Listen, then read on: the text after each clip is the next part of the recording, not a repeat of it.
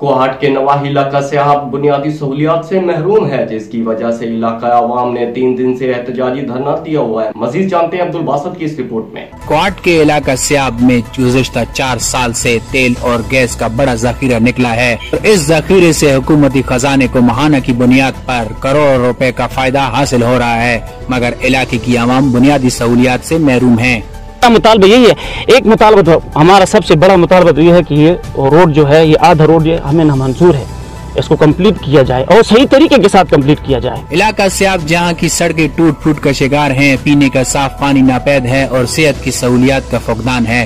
और ऐसे मसाइल है कि ये इनके बुक में वो मसाइल है कि ये हल कर सकते हैं और ये हल करना उनका हक है, क्योंकि मैं खुद इस कमेटी का मेंबर और चेयरमैन रह चुका हूँ। तो ये इसका कोई ऐसा मुतालबा नहीं है कि वो आईन और कानून से बाहर हो। इस तमाम तर सूरत हाल के बाद इलाके की आवाम सड़कों पर निकल आए और OGDCL के ऑफिसर मुशफिक फराचा की कारकर्दगी को शदीद तनकीद का निशाना बनाया। यहाँ इस कंपनी के बड़े हैं, ऑफिसर हैं, RC हैं मुशफिक फराचा, मुझे तो सबसे बड़े गद्दार लगते हैं। आवाम का कहना है कि अगर हमारे मुतालबात ना माने गए तो OGDCL के इस प्लांट को हमेशा के लिए बंद कर देंगे। अब्दुल बासित, राज न्यूज़।